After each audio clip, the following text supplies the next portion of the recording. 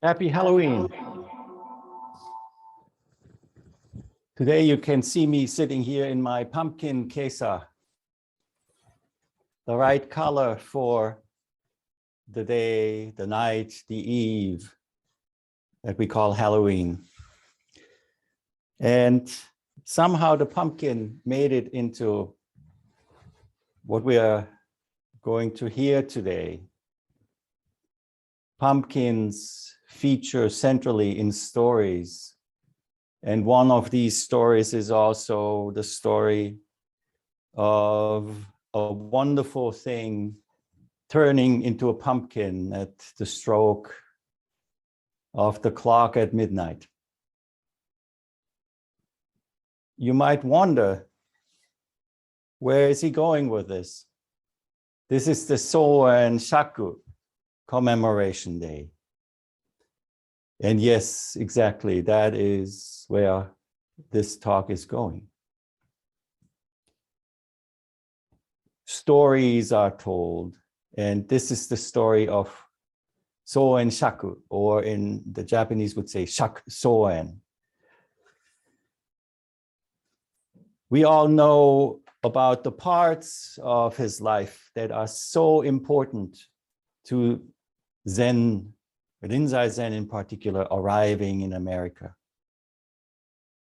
We all know that he came in 1893 as the leader of a Japanese delegation to an event that happened during the World Fair in Chicago in 1893, the Congress of the World's Religions.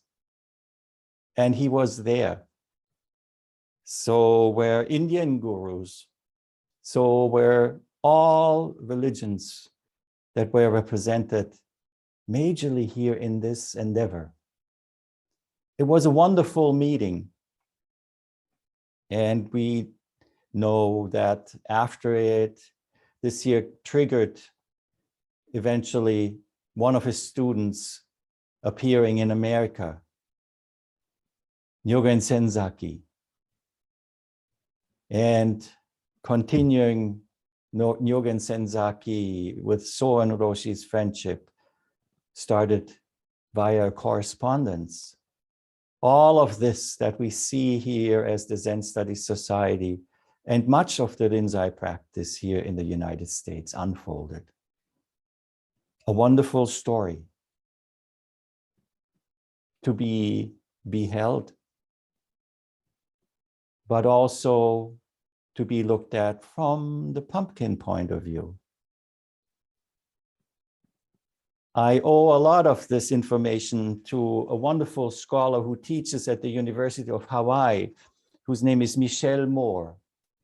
Michelle Moore, I have had the pleasure to be in contact with when he translated the first authorized book of teachings by my ordination teacher, Joshu Roshi. Michelle Moore translated it. And he is one of the first scholars who looked into the background. And because there are so many Japanese materials about Shakusoen, because he's such an important character and personality also in the Japanese history of Rinzai Zen. Many of those were opened up through his research to us who primarily read the English language. So when did Shakusoen live? Let me just remind ourselves here of why it is that he is so important. So he lived from 1860 until 1919. During his lifetime, he was known as Shakusoen. Shaku is the first character of the name of Shaka-sama, of the historical Buddha. So it is kind of a title like Reverend, Buddhist Reverend Soen. His room, his chamber name was Ryoga Kutsu. You can hear it when we chant our dedication, Ryoga Kutsu Soen Zenji. And Ryoga Kutsu means, Kutsu is den or lair. And the yoga is the Lankavatara Sutra. So he was the abbot of Engakuji, a wonderful temple in Kamakura. And today's abbot of this temple is a person by the name of Yokotananre Osho, Yokotananre Roshi. And we met him, Chigan Roshi and I, we sat across from him during the 250-year celebration of Hakuin Zenji at Ryotakuji in 2017. He also you can listen to his talks online on YouTube. Wonderful. So Engakuji, a very important temple. When Shaku came to America, he brought with him another disciple that's very famous, Suzuki Teitaro, or D.T. Suzuki as we know him. He translated for him. And just to give you a little bit of the history, what came before and after him. Soen Shaku's teacher was Imakita Kosen, was his name, who lived from 1816 until 1892. And his Dharma heirs also, it's not only that Nyogen Senzaki came to the United States as a student of Soen Shaku, but also one of his Dharma heirs by the name of Sokatsu Tetsuo came back to the United States with 14 monks in, I think it was 1906. And they came to California trying to establish a Zen Buddhist community near Hayward in California. They tried everything to sustain the community, such as growing strawberries. Didn't work out too well. The strawberries didn't grow as well as they should. And most of the monks who came with Sokatsu Tetsuo went back to Japan. One stayed behind by the name of Sasaki Shigetsu, who we know as Sokean. Sokean Shigetsu Sasaki, the founder of what is now known as the first Zen Institute of America in New York City. When he founded it in 1930, it was called the Buddhist Society of America. Also in that party that came with Sokatsu Tetsuo was a young Roshi by the name of Goto Zuigan. Goto Zuigan Roshi is known to us through his disciple Morinaga Soko, who wrote the wonderful book Novice to Master. We also have his lay successor, Ursula Jarand Roshi, who is in California, Teisho in West, and who teaches there. So D.T. Suzuki, of course, you know all how important he was to the development of Zen in the United States and in the Western world. Very, very important contributions. So, but what about the pumpkin? What is the pumpkin behind it? We know human beings have the tendency to remember the good parts of the stories and to tell them over and over so that the not so nice parts of the stories don't interfere too much with the recollection. Here with Shaku Soen, Kogatsu Soen, he lived in the time where the Japanese nationalist movement, just after the restoration of the Meiji era, was very strong. And in the war between Japan and Russia, the Tsarist Russia at the time, Japan invaded the mainland. And we all probably remember that invasions are cruel and that there is no gain on either side of any war. It is just horrific. But full of enthusiasm, this young Roshi here went to Russia with the troops, with his understanding that this would be a way to basically help convert or bring the evil non-Buddhist devils to understand the power of the Dharma and to help Buddhism resolve that situation. Of course, that is a very romanticized idea of war. And what really happened is when Kogatsu came over there, he was faced with the realities of destruction, of human suffering. His expectation of preaching the Dharma to the non-Buddhists never came true. Instead, he found himself chanting sutras in front of dismembered Japanese soldiers, hospitals full of injured, of all sorts of terrible mutilations. Besides that, there was no water. And in his diary, he writes about how difficult it was to be without water, to follow. And at times he would find himself just there, unable to even intone a single sutra in front of the carnage lying ahead of him. So his writings that we can find in Japanese that are really pro-Japan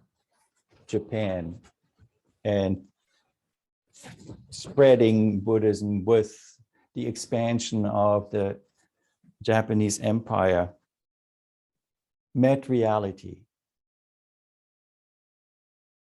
And they met reality for him so strongly that he had to return to Japan. He got sick himself. Abdominal pain and intense spiritual and emotional suffering. And all of this happened before he came to America. He returned in 1904. He was able, through his stature as being related to Engakuji, to come back with a Japanese prince who also had to be returning to the mainland. And he spent several months rehabilitating himself from what he had experienced. Maybe we could call it nowadays PTSD, post-traumatic stress syndrome, or something similar that he experienced. And it was so strong that it was seen as a good idea to send him outside of the country, namely to go back to America. So when he arrived back in America in 1906, it was a healing trip for him.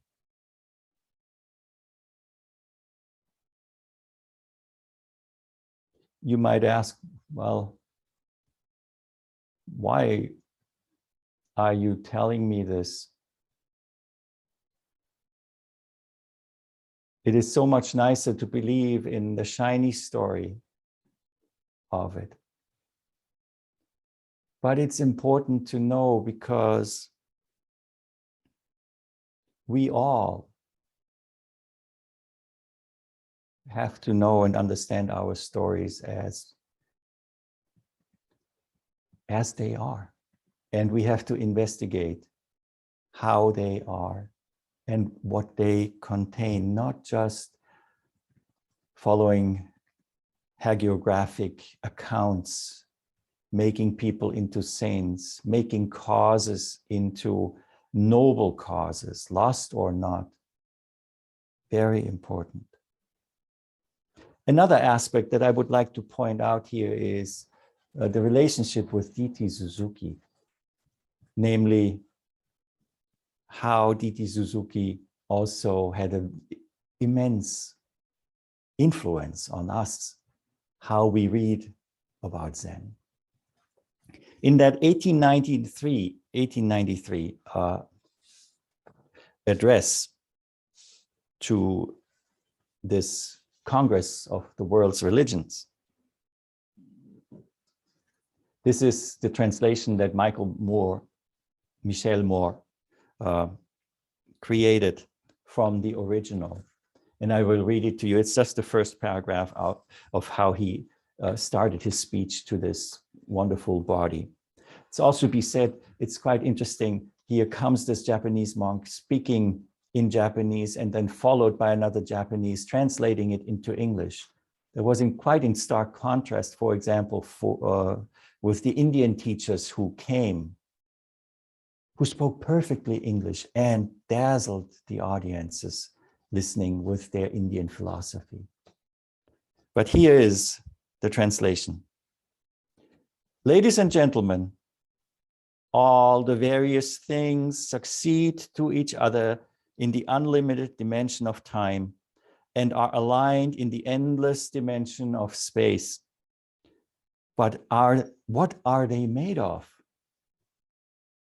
As far as I can tell, they emerge as the result of two mental causes. And these two mental causes are our nature and our emotions. Now here is the paragraph that D.T. Suzuki translated and read. If we open our eyes and look at the universe, we observe the sun and moon and the stars on the sky, mountains, rivers, plants, animal, fishes, and birds on the earth.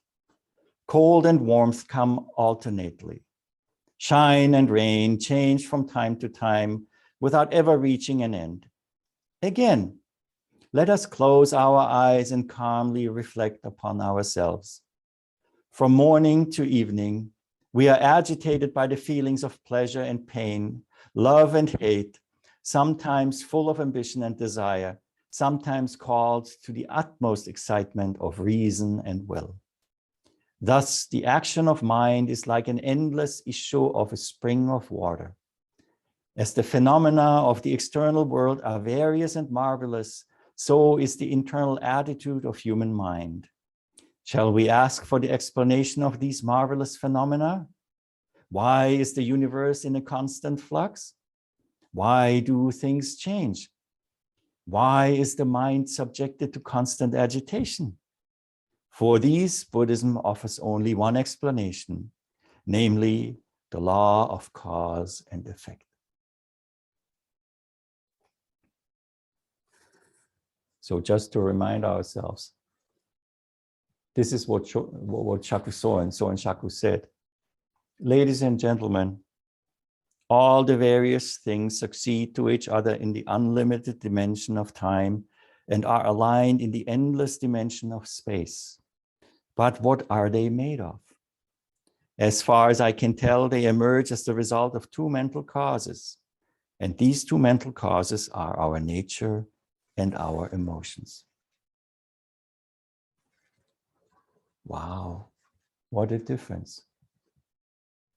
Apparently, it was quite necessary for D.T. Suzuki to elaborate on every little thing that was in this very dense first paragraph of Shaku. Already we can see in one simple act of translation, a completely different story emerges. I'm not criticizing D.T. Suzuki. I'm pointing out our human nature as to what we do by interpreting. This was not a translation, it was an interpretation. And the Yoga Kutsu, the Lankavatara Sutra, everything is mind. Everything is mind. Realities are created through our minds. And everything is an interpretation from the lens, the heart of our being aware and awake, hopefully. It is important to recognize this, not just from the point of view of speaking about the history of how Rinzai Zen came to the United States, but also from the point of view how we human beings interpret stories, history. I want to encourage you, if you have access, please find the just released documentary that's called Civil War. It is a documentary that speaks about the history of the Civil War and how stories were told in the different parts of the United States. It's not different. We are just going to investigate these interpretations so that we have the full picture and look at the parts from all different sides. This is a very good way of seeing how other people have their interpretations of the story. And for us as Zen practitioners, it is especially important that we don't just examine the stories of who we think we are as an individual, that we examine the stories of who we think we are as a tradition, thus pointing to Shaku Soen, Soen Shaku, and also thus pointing to us as an American society.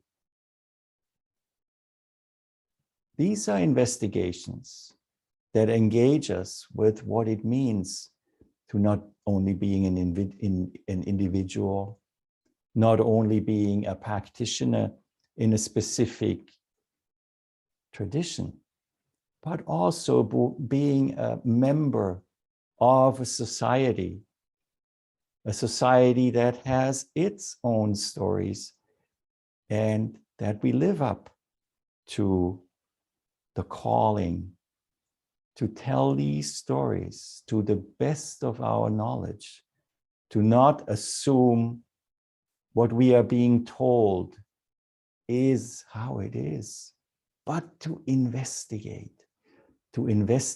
and find out, no matter how horrific it may be. If there are things in this basement of this society, shall we leave them there and let them fester until the foundation begins to crumble?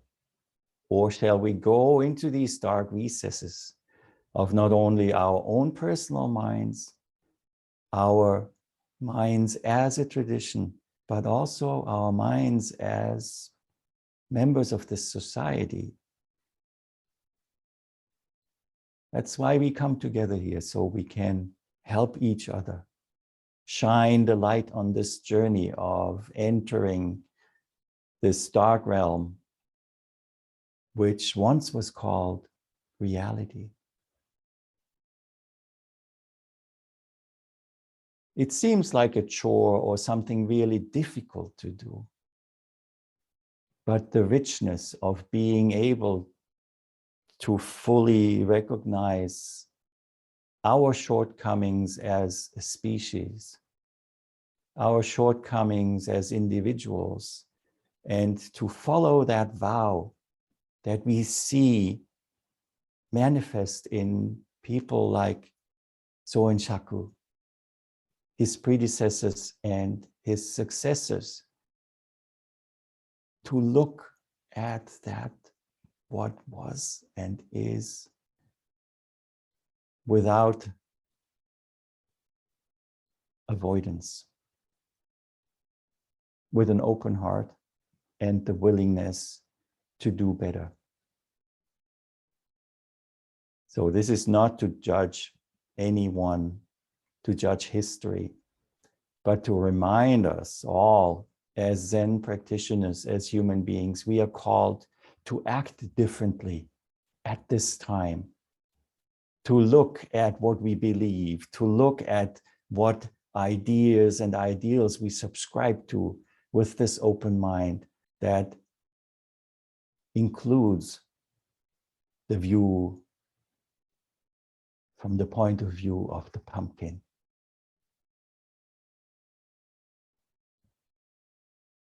The clock has struck 12 times for midnight. We have to wake up to our true pumpkin nature. And if we do that, there's absolutely nothing scary about it. It's only scary as long as we don't acknowledge it. So it's not trick or treat today. It is trick and treat.